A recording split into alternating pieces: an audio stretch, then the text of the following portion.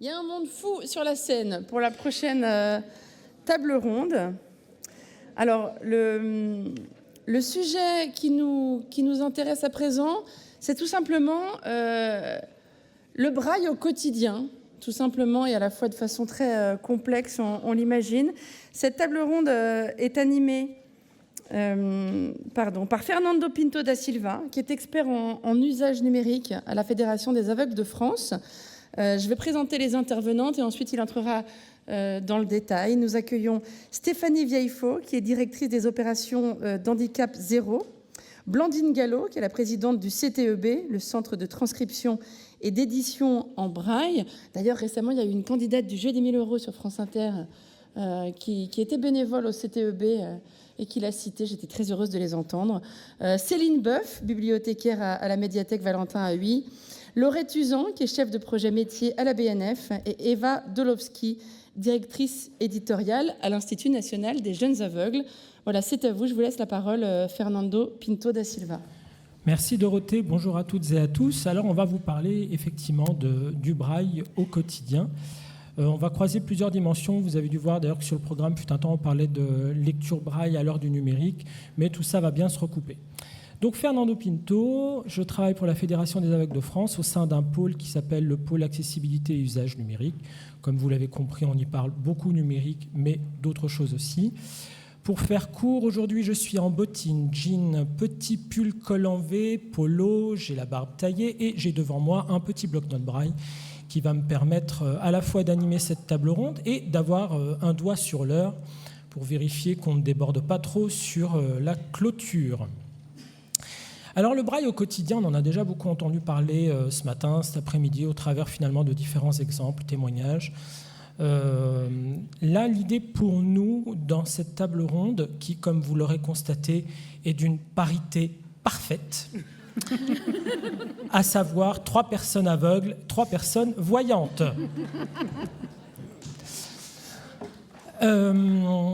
Donc cette table ronde pour nous toutes aujourd'hui, ça va être d'aborder effectivement les questions du braille au quotidien aujourd'hui sous toutes ses formes quand on cherche à l'utiliser dans nos vies de différentes façons pour suivre différents événements, pour avoir accès à l'information, la culture.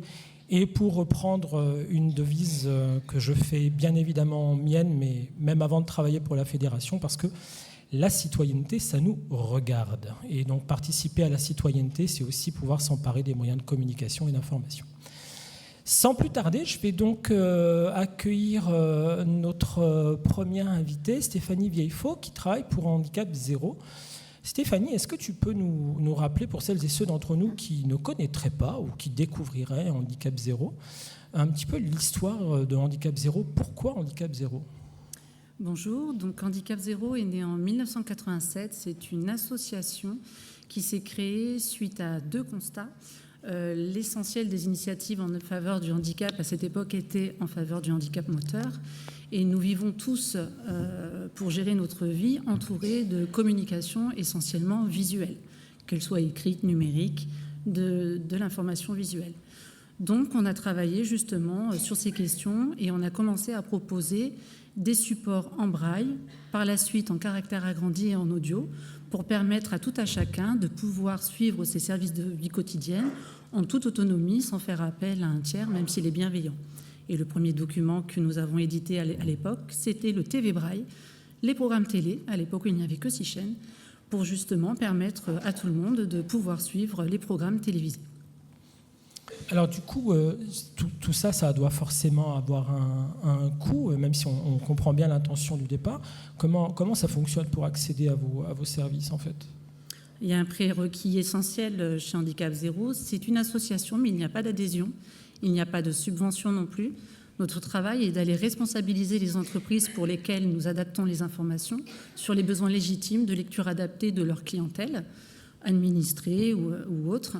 Donc tous ces travaux d'adaptation sont pris en charge par les entreprises que nous accompagnons sur l'adaptation de leurs documents, ce qui permet de pérenniser ces services et ce qui permet à ces entreprises de se les approprier. Et alors, Tu citais du coup ces documents, notamment autour du programme télé, ce qui avait vraiment fonctionné. J'imagine que là, les services, depuis maintenant finalement bientôt 40 ans, voilà, tout ça a quand même dû évoluer, non ? Alors on travaille sur tout type de support de vie quotidienne.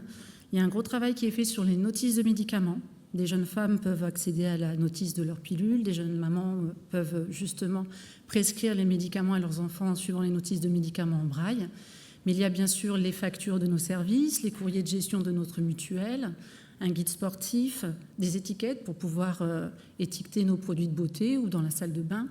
Donc tout un tas d'informations qui peuvent être d'informations sportives ou de beauté, mais souvent réglementaires et nous permettre de suivre tous nos services, que ce soit dans la téléphonie, l'assurance, la gestion de son énergie, ses factures d'eau, ses factures de gaz et d'électricité. Donc tous ces documents sont adaptés en braille et permettent à beaucoup de personnes d'accéder à ces services. Nous comptons environ 50 000 utilisateurs des services handicap zéro, dont 40% l'utilisent au format braille. Ça fait quand même environ 20 000 braillistes qui au quotidien reçoivent de la documentation handicap zéro. Il y a une initiative que je crois qu'on n'a pas encore mentionnée qui est intéressante, c'est autour du braille postal. Est-ce que tu peux nous en dire un peu plus ? C'est effectivement un service qui est entièrement pris en charge par l'association. L'idée, c'est vraiment de permettre à tout brailliste de recevoir, comme tout le monde, même si ça se fait de moins en moins, du courrier dans sa boîte aux lettres. Donc c'est un service entièrement gratuit où on peut écrire à une personne brailliste. Handicap Zéro se charge de la transcription et de l'envoi. Donc c'est réservé bien évidemment exclusivement à de la relation personnelle. Aucun document commercial ne peut passer sur ce service. Et c'est un service qui va être beaucoup utilisé en fin d'année avec les enfants qui vont écrire en braille au Père Noël. Et alors tu commençais à donner quelques chiffres. Tu parlais de 50 000 utilisateurs, dont 40% étaient braillistes. Donc ça veut dire qu'on est en train de parler là quand même de 20 000 braillistes qui, de façon très régulière, continuent à utiliser vos services uniquement pour le braille, c'est ça ? Alors on a 20 000 personnes, oui, qui a permis, tous ces utilisateurs utilisent le format braille et audio pour les gros documents. Et ce qui est marrant dans l'usage, c'est qu'on a un service avec une mutuelle, par exemple, où pour accéder à cette documentation braille, il faut passer par son espace clientèle en ligne. Donc l'espace client est accessible. Je peux accéder à un PDF accessible de ma documentation, mais je peux aussi en demander une attestation ou un avis d'échéance en braille. Et on reçoit énormément de demandes par un biais numérique. Et du coup, si tu devais aujourd'hui présenter un usage qui reste très vivant, je dirais en fonction des habitudes de chacun, qu'est-ce que tu valoriserais aujourd'hui au sein d'Handicap Zéro ? Parce que du coup, vous avez quand même innové dans plein de choses très différentes. Est-ce qu'il y a aujourd'hui un service en particulier qui, je sais pas, est plus utilisé aujourd'hui ? Tu citais par exemple TV Braille. Est-ce qu'aujourd'hui c'est encore très utilisé ? Ou est-ce que dans les usages aujourd'hui d'Handicap Zéro, il y a vraiment un service qui rejaillit encore plus par rapport aux usages du Braille ? Alors TV Braille a disparu depuis qu'il n'y a plus que 6 chaînes, car c'était quand même compliqué de suivre toutes les semaines l'évolution des programmes. Et c'est la première entrée des services Handicap Zéro, mais en numérique, puisque nous adaptons l'intégralité des programmes télé en numérique accessible. Mais les services les plus utilisés chez Handicap Zéro vont quand même être les factures téléphoniques. En fait, tout ce qui est lié à la facture et au courrier de gestion, ce sont des services très utilisés parce qu'en fait, ça permet à nos utilisateurs de ne pas attendre que le conjoint, un ami ou un aidant professionnel vienne accéder à de l'information financière, parfois de santé, en tout cas de l'information personnelle. Quand on reçoit du braille, on a la confidentialité de lecture qu'on n'a pas forcément avec du vocal. Si on a un rendez-vous justement pour aller contester une facture ou suivre un sujet avec son prescripteur de service, on peut emporter son courrier facilement avec soi. Donc c'est vrai que ce sont des choses qui sont très demandées, des services très utilisés. Les notices de médicaments aussi, de plus en plus, on adapte plus de 6000 de notices de médicaments. Donc c'est un support qui est quand même très utilisé. Et bien sûr, les guides sportifs, puisqu'on travaille avec le foot, le vélo, ce sont des guides qui sont très attendus chaque année parce qu'ils permettent à chacun de vivre leur passion en accédant à l'intégralité de toutes les clés de la saison et de pouvoir vivre, comme tout le monde, chaque chaque compétition avec toutes les informations. Quand tu dis le foot et le vélo, peut-être préciser, parce que tout le monde n'est peut-être pas forcément au courant dans la salle de ce que vous faites autour de ces sports-là. Oui, nous adaptons donc les magazines de Ligue 1 et de Ligue 2, puisque nous sommes partenaires de la LFP. Également, nous couvrons les compétitions du Tour de France Femmes et du Critérium, puisque nous travaillons avec ASO, c'est un de nos partenaires historiques, on travaille avec eux depuis 1996. Donc, ce qui est intéressant dans la démarche que nous avons, c'est qu'une fois qu'on a convaincu, qu'on a rencontré les bonnes équipes dans les entreprises pour les convaincre justement du droit légitime d'accès à des formats de lecture adaptés de leur clientèle, ce sont des services pérennes en fait. Parce qu'il y a plusieurs intérêts, il y a une relation qui est facilitée avec leurs abonnés, leurs clients, ça résout pas mal de problèmes de contentieux aussi, puisque justement on est informé en temps des sommes qu'on doit payer, des sujets qui viennent surgir dans l'abonnement d'un service souscrit. Et on travaille également avec un service public, donc l'ADEME, l'Agence de la transition écologique, pour laquelle on adapte une quarantaine de guides qui permettent justement au grand public d'être informé de toutes les bonnes astuces sur les économies d'énergie, la relation à l'écologie. Il y a des livres de cuisine qui sont très demandés. Alors bien sûr, de la cuisine au sens écologique du terme, mais voilà, des recettes de cuisine gratuites, ça n'existe pas en France au format adapté. Avec le service de l'ADEME, on a 2 documents qui sont fortement produits sur le sujet. Merci beaucoup Stéphanie. Je vais maintenant me tourner vers Blandine Gallo, présidente du CTEB. Une des transitions assez faciles à faire, c'est qu'on parlait par exemple de facturation, de factures qui pouvaient être transmises en braille. Blandine, du côté du CTEB, je crois qu'il y a ce type de document aussi, mais avant d'aller sur le concret du CTEB, est-ce que tu veux nous dire quelques mots de ce que c'est que le CTEB, comment c'est né, dans quel contexte ? Voilà. Donc, le CTEB, notre spécificité, c'est de faire du braille papier.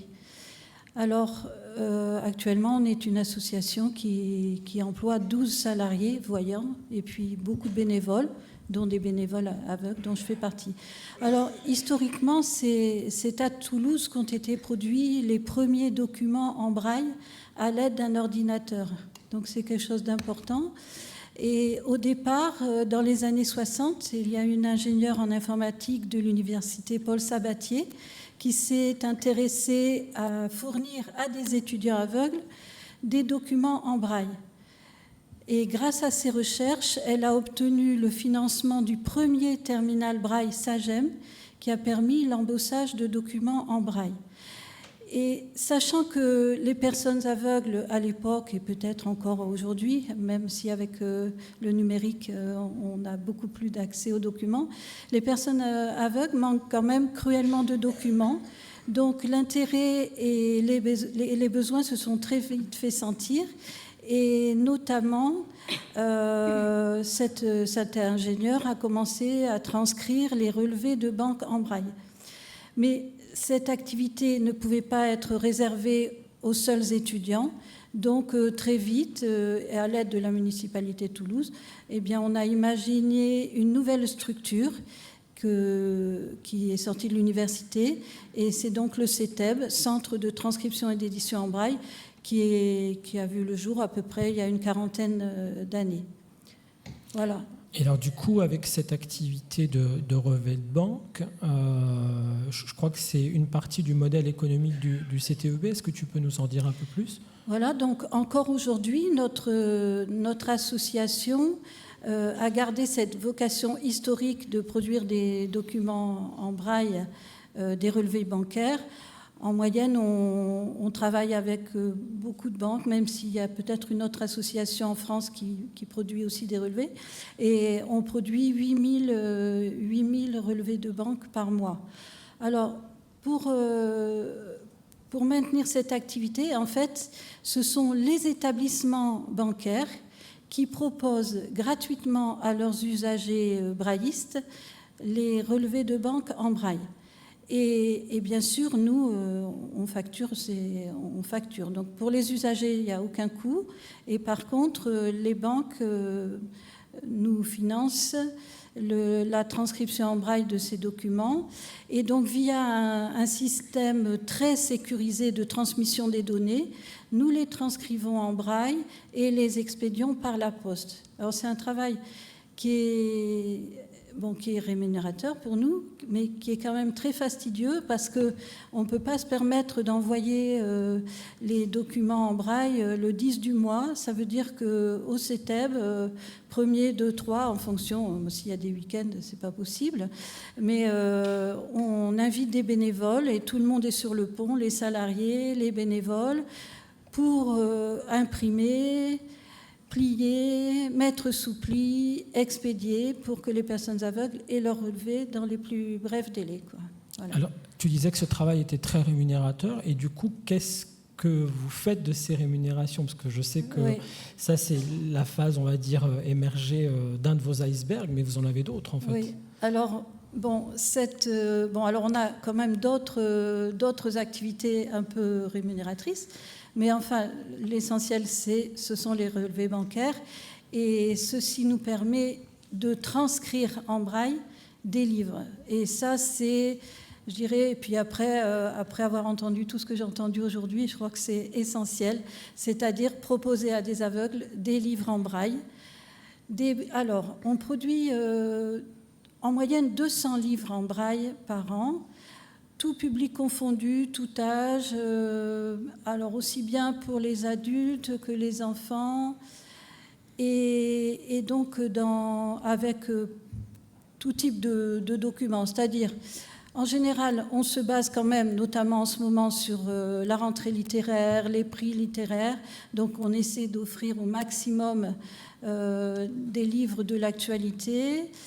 On produit des romans, des policiers, aussi des témoignages de sportifs, d'artistes. On essaie de répondre aux demandes, même des livres de développement personnel, des livres sur l'érotisme, etc., en fonction des demandes. Et on s'est fixé un pari pour produire ces livres et les vendre. C'est depuis janvier 2023, on vend ces livres au prix unique du livre qui est préconisé par la loi Jack Land de 1981. C'est-à-dire qu'un livre en braille,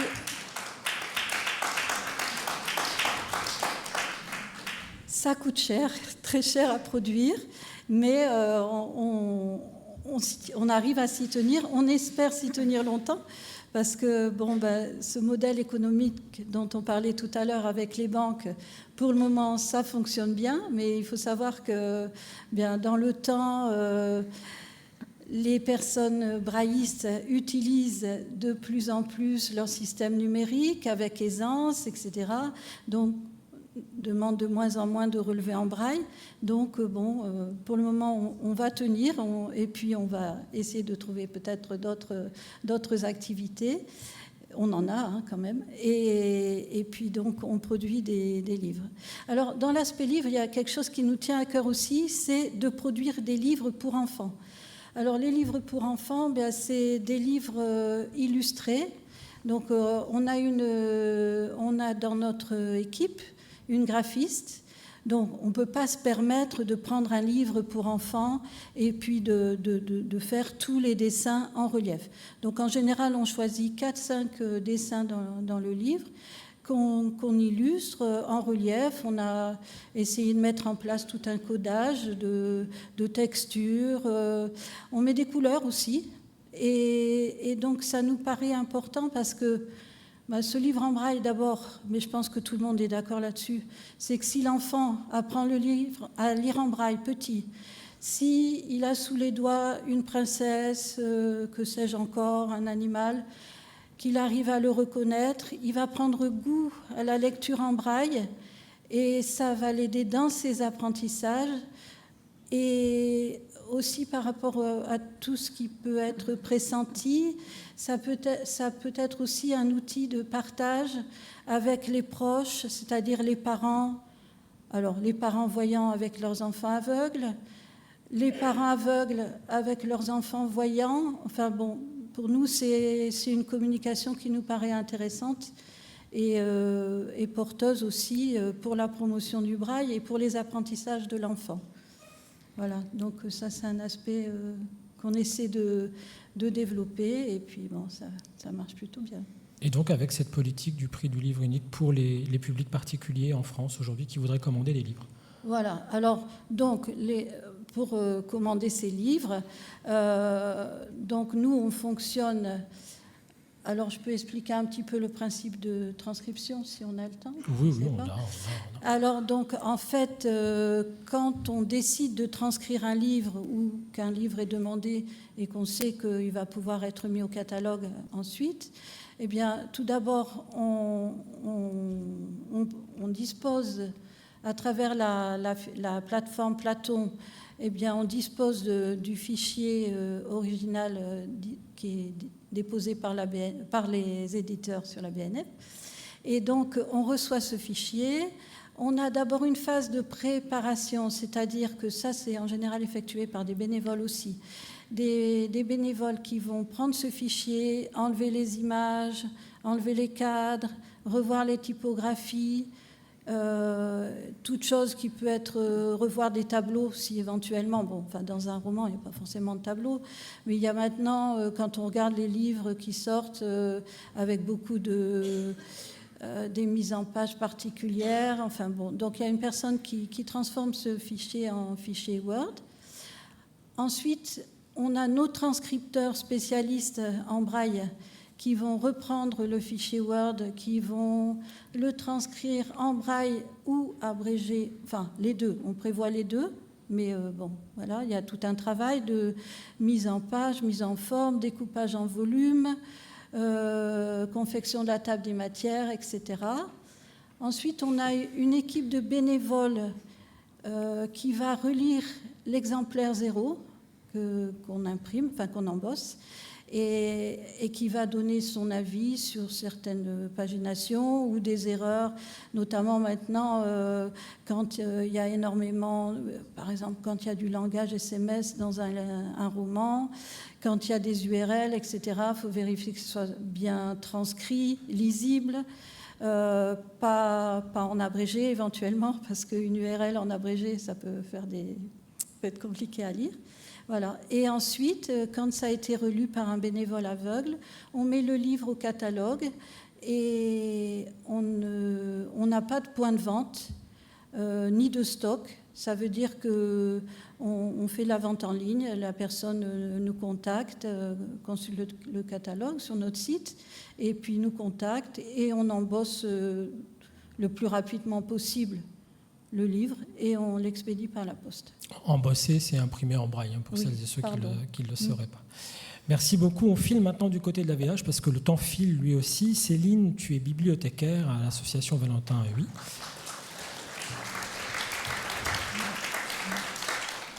Et au sein de cette bibliothèque, dont on a déjà finalement pas mal parlé aujourd'hui, notamment grâce aux interventions, entre autres, de Gilles Asbréguin, vous prêtez du livre en braille. Est-ce que tu veux parler d'abord un peu de la spécificité de la bibliothèque Valentin Huy, et puis nous donner aussi un certain nombre de chiffres, nous raconter un peu comment le braille vit aujourd'hui au sein de cette bibliothèque? Je croyais qu'on n'avait pas beaucoup de temps. Si, on a du temps. Vas-y, Okay. vas-y, ne t'abrite pas derrière l'excuse du temps. Tu vas nous donner des chiffres. Je vais vous donner des chiffres. Donc, effectivement, la médiathèque Valentin Huy est l'un des services de l'association Valentin Huy, co-organisatrice de cette journée. Ça a été dit ce matin. En fait, le service a préexisté à l'association puisque la première bibliothèque braille montée par Maurice de la Ciserane date de 1886. La médiathèque, sous sa forme actuelle, est née en 2009. On a des collections de livres audio, bien sûr, de livres en braille papier, de livres en braille numérique, de partitions numériques et papier. Et tout ça est disponible soit par le biais de la Poste, soit par le biais de nos bibliothèques partenaires, des comités de l'association, et par le biais des halls pour tout ce qui est téléchargeable, notamment les livres en braille numérique. Ça répond à une partie de ta question. Oui, je vais t'en poser tout de suite une. C'est quoi cette histoire de braille numérique, s'il te plaît? Alors, le braille numérique, c'est ce avec quoi toi, moi et quelques autres, si j'ai bien compris aujourd'hui, lisons. C'est-à-dire que ce sont des fichiers numériques adaptés à partir de livres récupérés, Blandine en parlait, sur Platon, le serveur de la BNF. Ils sont fournis par les éditeurs, transformés par le pôle d'adaptation des ouvrages numériques, le PAON, entre nous, dont 2 représentants sont dans la salle, si je ne me trompe. Et ces fichiers sont ensuite transformés en fichiers braille. Ils sont donc des livres en braille numérique exportables sur des blocs-notes braille tels que ceux que Fernando et moi utilisons. Et alors, il y a beaucoup de gens qui utilisent le braille numérique aujourd'hui ? Alors là, tu me poses une colle, j'avoue. Je les ai notés parce que je n'ai pas tous les chiffres en tête. Pour ce qui est du braille numérique, on a la dernière année de statistiques complètes qu'on a, c'est forcément 2024. Et on a eu 376 utilisateurs de livres en braille numérique. Contre combien d'utilisateurs contre en braille papier ? 339 en braille papier, donc on est à peu près à la moitié. Ça veut dire 339 personnes qui ont emprunté au moins un livre en braille papier dans l'année 2024 à la médiathèque Valentin Huy, et 376 qui ont téléchargé au moins un livre numérique. Donc c'est assez équilibré en fait. C'est relativement équilibré.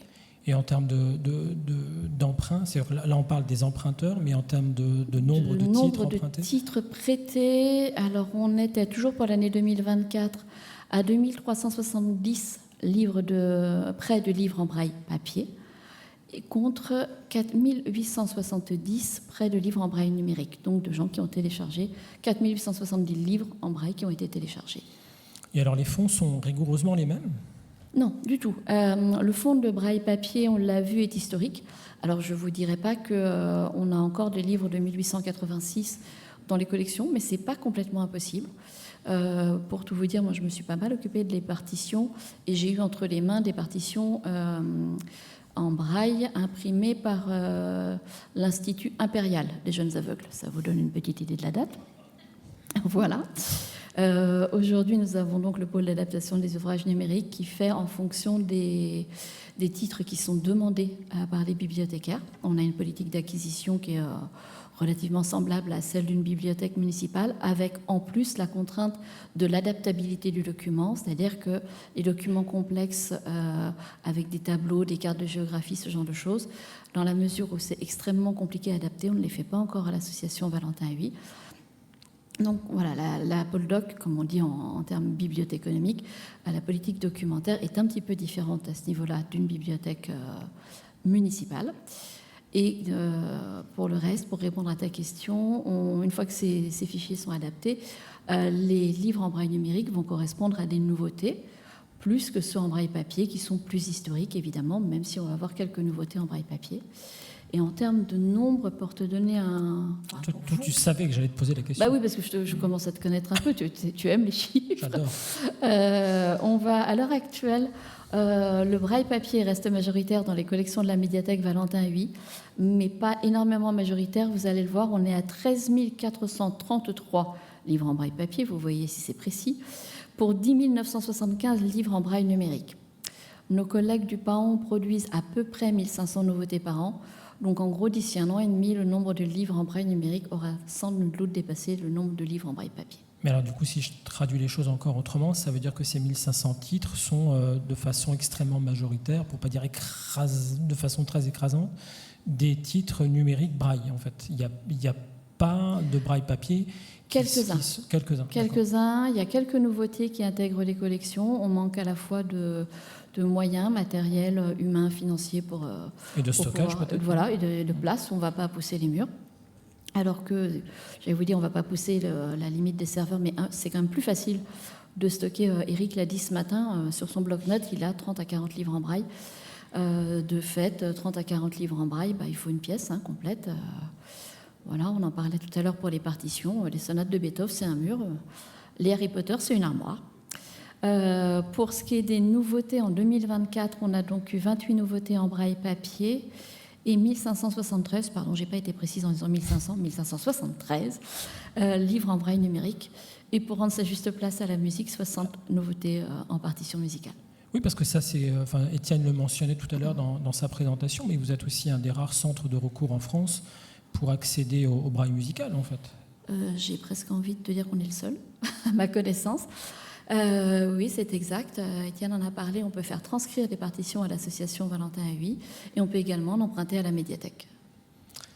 Merci beaucoup Céline. Je me tourne maintenant vers Laurette Usan, qui est chef de projet métier à la Bibliothèque nationale de France. Alors, Laurette, on a entendu parler pendant cette table ronde et déjà en fait pendant la journée de Platon. Alors je sais qu'on est dans un des temples du savoir français et qu'on valorise beaucoup les philosophes, mais je suis certain que pour beaucoup d'entre nous, Platon, c'est une autre réalité que ce philosophe. Est-ce que tu peux nous parler un peu des activités autour de l'exception handicap et de finalement ce qui irrigue la politique de l'adaptation en France du livre, notamment pour le braille?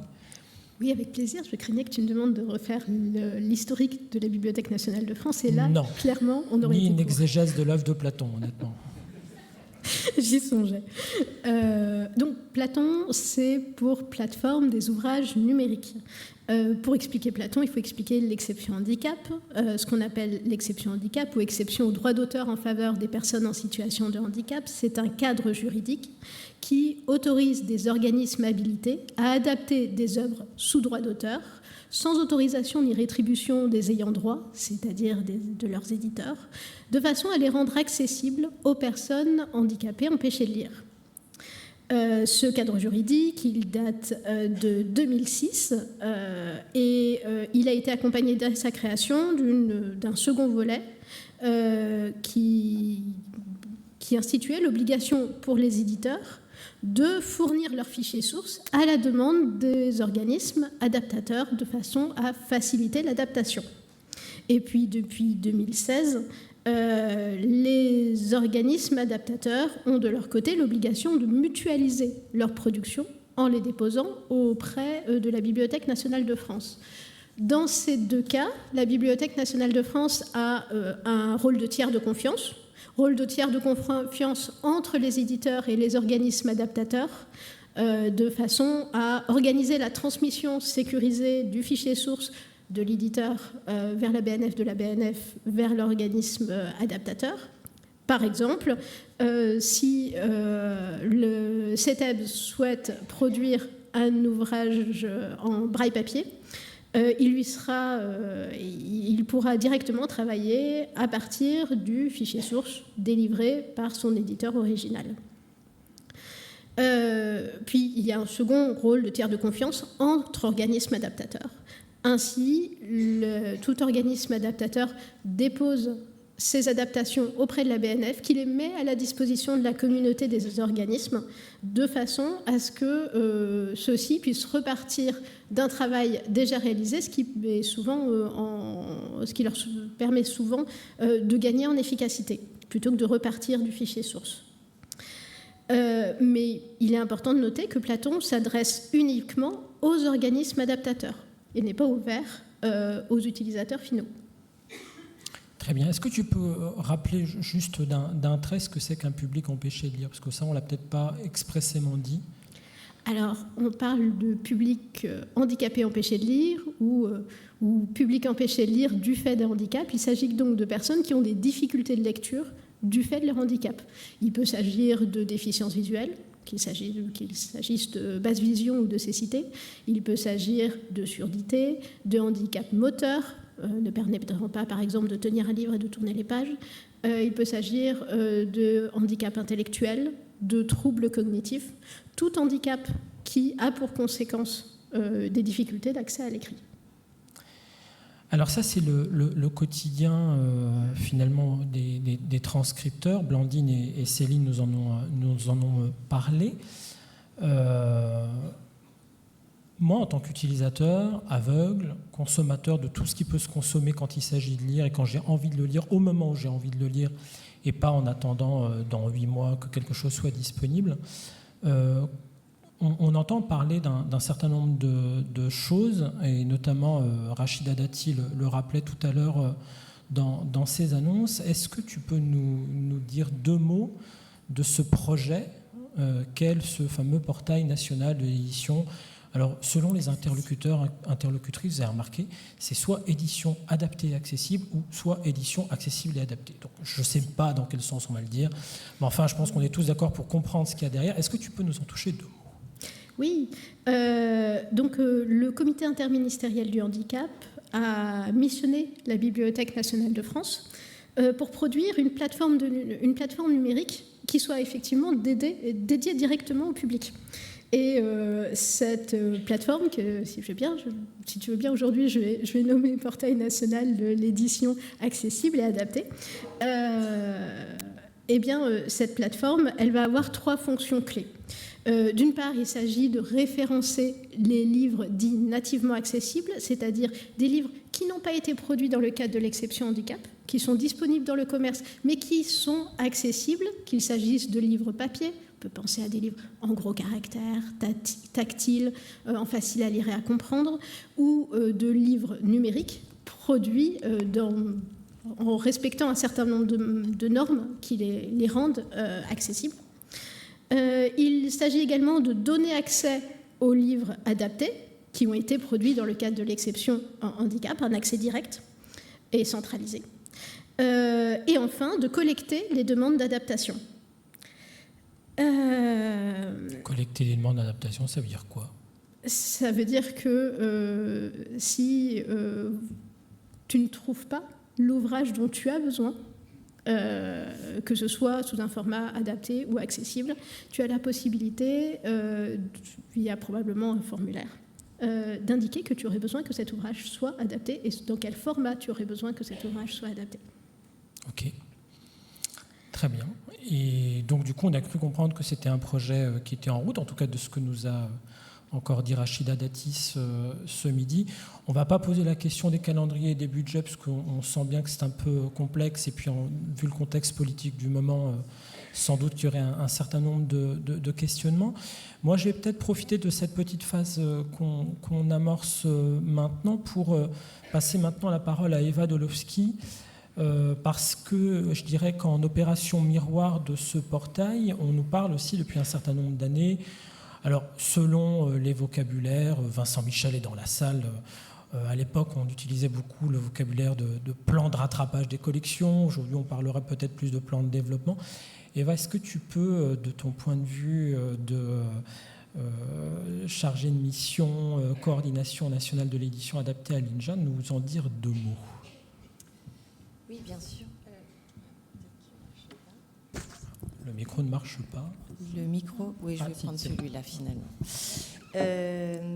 Oui, comme tu le rappelais, en fait, effectivement, je ne suis pas directrice éditoriale à l'INJA. Enfin, c'est juste pour lever un malentendu, puisque le titre de la table ronde, le braille au quotidien, pourrait laisser penser que je dirige une collection de braille à l'INJA. En l'occurrence, non.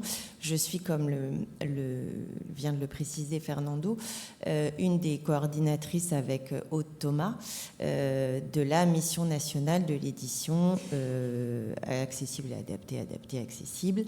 Et donc, effectivement, l'INJA est avec la BNF, on vient d'entendre Laurette Usan sur le sujet, un des 2 pilotes de cette mission-là, avec une partie de la mission qui revient à l'INJA, qui est effectivement de proposer des méthodologies de sélection des ouvrages qu'il serait souhaitable d'inclure dans un plan de production. Effectivement, il est sans doute préférable de parler de plan de production que de plan de rattrapage. Le rattrapage incluant dans sa terminologie même une finalité, alors que la production peut s'inscrire effectivement s'inscrit même dans le court, moyen, long terme. Sachant que, voilà, aujourd'hui, nous sommes là pour parler du braille, mais cette mission à l'INJA, tout comme vient de l'évoquer Laurette avec la plateforme Platon, le cadre de la plateforme L'Exception Handicap, les usagers, et donc notre mission tend, dans un premier temps, à établir une cartographie de ce qu'est aujourd'hui l'édition adaptée en France. Donc on a répertorié effectivement tous les formats existants, toutes les adaptations proposées en fonction des publics empêchés de lire, dont on vient de donner une définition, donc que ces publics soient aveugles, malvoyants, déficients auditifs, sourds, présentant des troubles neurodéveloppementaux comme comme les 10 ou effectivement des troubles effectivement qui nécessitent une adaptation facile à lire et à comprendre, sachant que c'est un format qui ne correspond pas seulement aux besoins de personnes présentant des déficiences intellectuelles, mais aussi, par exemple, on a pu le voir et le comprendre à l'INJA dans le cadre de notre mission. Donc on a organisé des ateliers où on a essayé de regrouper en fait différents acteurs de l'édition adaptée aujourd'hui en France, donc représentant différents types de publics empêchés et donc produisant différents types de formats. Et donc je finis ma phrase, le facile à lire et à comprendre par exemple peut également servir aux personnes sourdes pour justement l'apprentissage de la langue. Donc on a répertorié tout ce qui était aujourd'hui disponible dans tous les formats adaptés, par qui aussi étaient produits ces ouvrages adaptés, qui œuvrait en fait à rendre accessibles, adaptés les ouvrages pour ces publics empêchés. Et donc plus spécifiquement, nous sommes là pour parler du braille, quid du braille papier et numérique. Et voilà, et bien sûr la question qui nous occupe aujourd'hui et qui a été l'une des questions que effectivement nous avons abordé et bien sûr pris en compte dans la cartographie établie. Cet état des lieux, pourquoi ? Pour mieux cerner les besoins. On parlait tout à l'heure effectivement des demandes qui étaient faites expressément au CETEB, qui faisaient l'objet d'adaptations spécifiques et de mise à disposition d'embossage si besoin. Un état des lieux qui a été établi, en fait, c'est vrai que c'est important pour ces publics empêchés de lire, mais surtout avec eux. C'est-à-dire qu'il n'a pas été question de recueillir ces besoins autrement qu'en s'adressant aux personnes qui effectivement sont en situation de handicap, qui ont des besoins et auxquels on a effectivement essayé de donner la parole en diffusant notamment grâce à différentes structures adaptatrices et d'ailleurs le CNCPH aussi y a largement contribué, CNCPH Conseil national consultatif des personnes handicapées, en nous aidant donc à diffuser un sondage usager pour recueillir les besoins, les manques, les souhaits de lecture des répondants, puisque c'est avec eux que nous construisons les conclusions du rapport que nous sommes, nous, l'INJA, en train d'établir et de finaliser.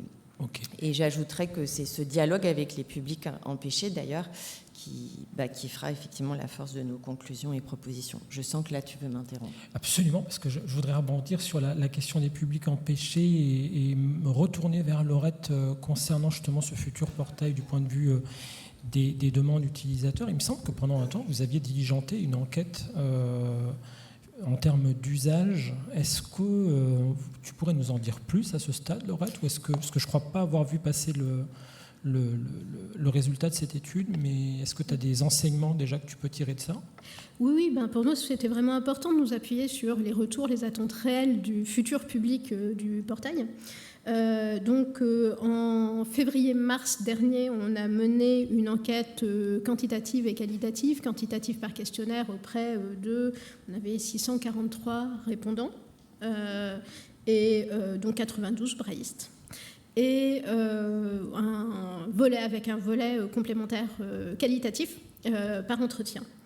On avait des choses assez concrètes à tester. Comment est-ce que vous souhaitez que des résultats de recherche s'affichent ? Est-ce que vous souhaitez une nappe de lecture, des choses comme ça ? Mais ce que je me dis, c'est que je pourrais peut-être vous parler plutôt de ce qu'on a appris des attentes des publics concernés. Alors, on a un premier constat. Attente, il y a. 97% des répondants braillistes nous ont indiqué rencontrer des difficultés d'accès aux livres. Au-delà du manque de livres disponibles en braille, c'est vraiment la difficulté à trouver les livres et à y accéder qui pose problème. Je vais vous citer un répondant. Trouver des livres adaptés à mes besoins, ça peut prendre beaucoup de temps et d'énergie car rien n'est centralisé. Et c'est sans compter la frustration, la moitié du temps, de ne finalement pas pouvoir lire le livre recherché.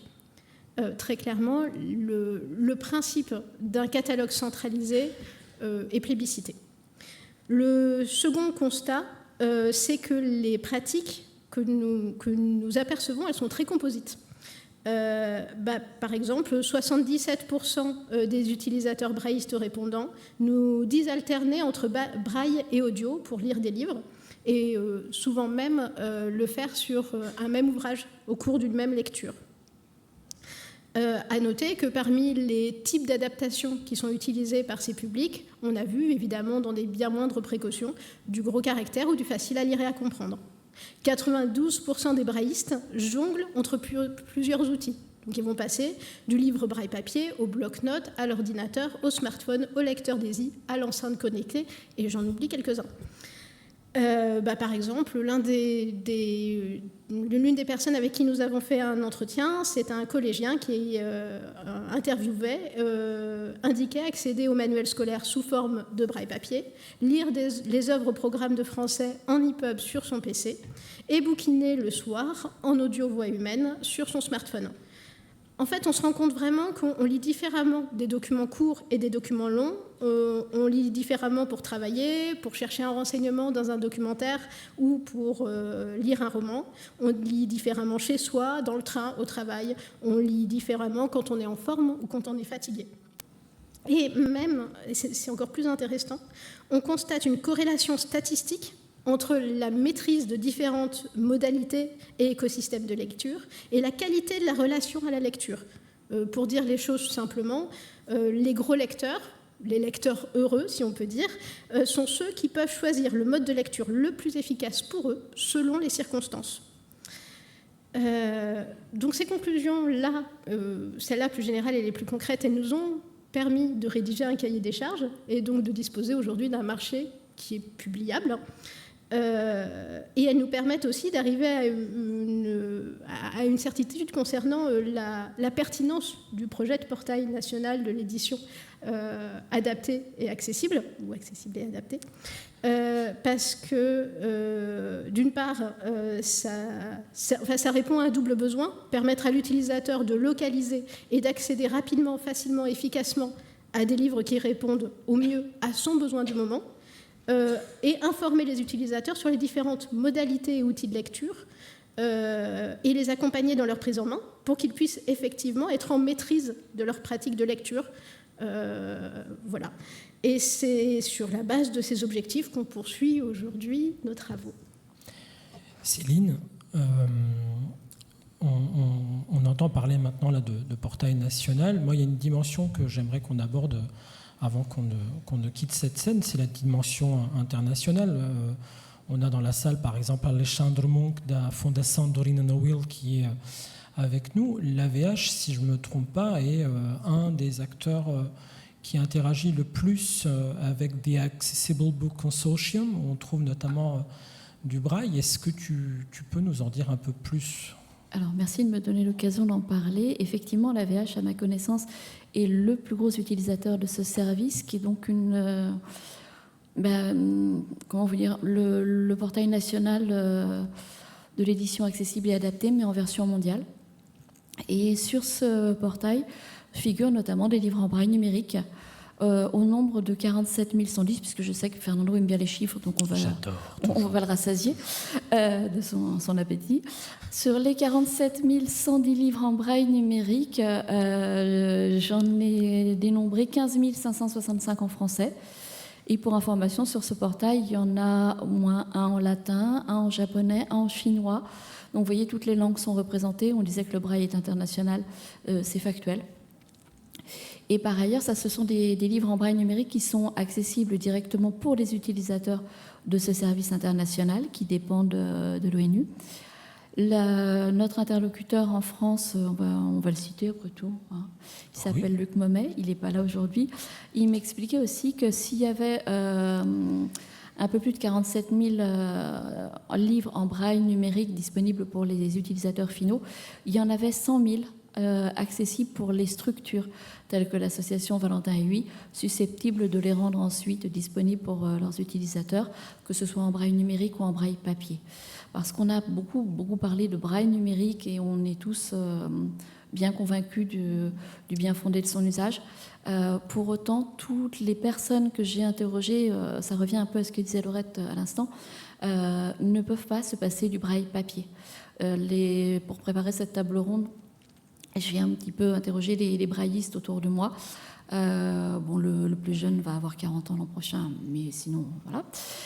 Et tous m'ont dit avoir à un moment ou l'autre besoin de braille papier. Certains passent de la tablette à l'usage à la connexion entre leur iPhone et leur plage braille. Certains, comme le disait Laurette, mixent les modalités d'accès à l'écrit, y compris sur la consultation d'un même document de façon simultanée. J'ai une enseignante, par exemple, qui m'a dit n'être vraiment à l'aise avec un document que si elle pouvait à la fois le consulter en braille, en audio et en gros caractères. Donc, par ailleurs, je crois que ça a été rappelé, l'importance du braille papier pour l'apprentissage. Encore que maintenant, Eric Copine nous l'a dit ce matin, et l'enseignante de braille de l'association Valentin et Huy que j'ai interrogée m'a dit la même chose. Maintenant, l'enseignement du braille se fait en jonglant entre le braille papier et le braille numérique. Donc si le braille numérique a évidemment toute sa place, le papier reste irremplaçable pour un certain nombre de choses et pour un certain nombre d'utilisateurs. Une de mes camarades aveugle de naissance qui a appris à lire en braille s'estime encore aujourd'hui plus efficace à la lecture en braille papier qu'en braille numérique. Mais après, peut-être que on a constaté, que ce soit Fernando ou moi autour de nous, on a un usage du braille par utilisateur. Je pense que c'est... Ou plusieurs usages du braille, il y a déjà plusieurs, aussi, ça marche. Mais chacun a des usages exotiques et chacun a le sien propre, qui peut être lui-même diversifié, effectivement. On arrive quasiment au bout de notre table ronde. Il y a encore un point qui me semble important qu'on aborde. On l'a évoqué en préparant cette table ronde. Et justement, le fait de terminer par le braille papier va assez naturellement nous y conduire. C'est pour que ce braille papier, encore faut-il qu'on puisse le recevoir.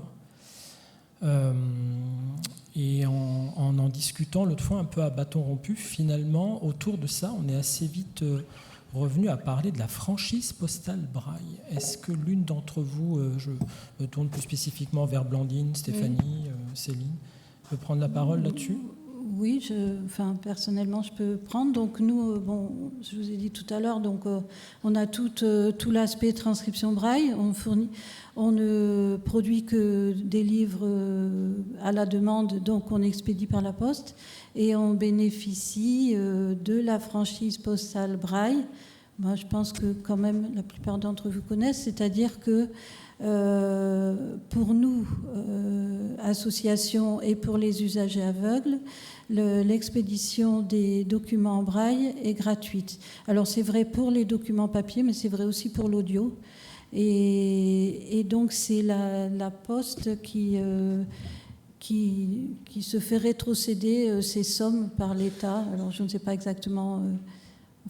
pour nous, c'est un petit peu occulte au CETEB, mais ça fonctionne. C'est-à-dire que tous les jours, on a le camion de la Poste qui vient chercher les cartons et on a les petites fameuses cannes blanches là, que tout le monde doit connaître, les sécogrammes, les autocollants, en fait, les autocollants pour qu'on met sur les cartons et qui font que l'expédition est gratuite. Alors ça, je crois que c'est un droit, alors moi je ne connais pas tout, mais je pense que c'est un droit qui est acquis depuis plus de 150 ans, puisque expédier des livres en braille, ça coûterait très très cher et ça augmenterait encore d'autant le prix de vente des livres papier. Alors quand tu dis que ça fonctionne, en théorie oui, dans la pratique j'ai cru comprendre là aussi en préparant qu'il y avait des livres qui n'arrivaient jamais, qui se perdaient. Je crois, Céline, tu mentionnais qu'il y en avait même qui revenaient chez vous sans être délivrés. Oui, c'est-à-dire que l'habitude de la Poste fait que le siège de l'association est dans le 7e arrondissement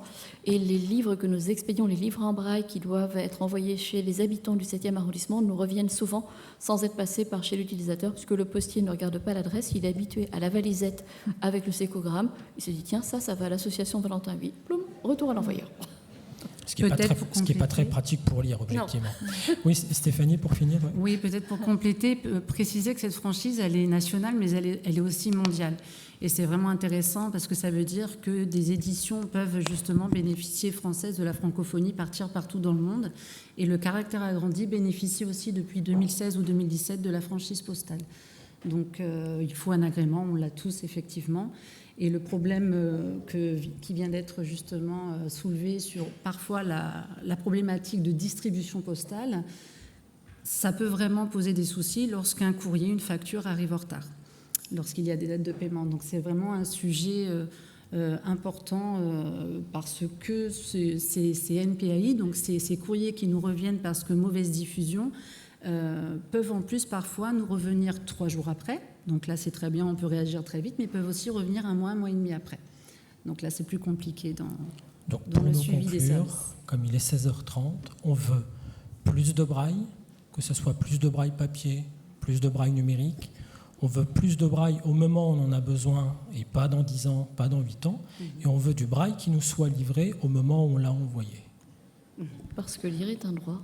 Et on voudrait du braille à la demande, c'est-à-dire nous, c'est un souhait aussi au CETEB, excusez-moi de reprendre la parole, c'est de pouvoir répondre à la demande, c'est-à-dire que quelqu'un a envie d'un livre, qu'il puisse nous appeler en disant je veux tel livre et pouvoir le lui fournir dans les 3 semaines à un prix correct, c'est-à-dire prix public. Et il est 16h31, on rend le micro. On vous remercie.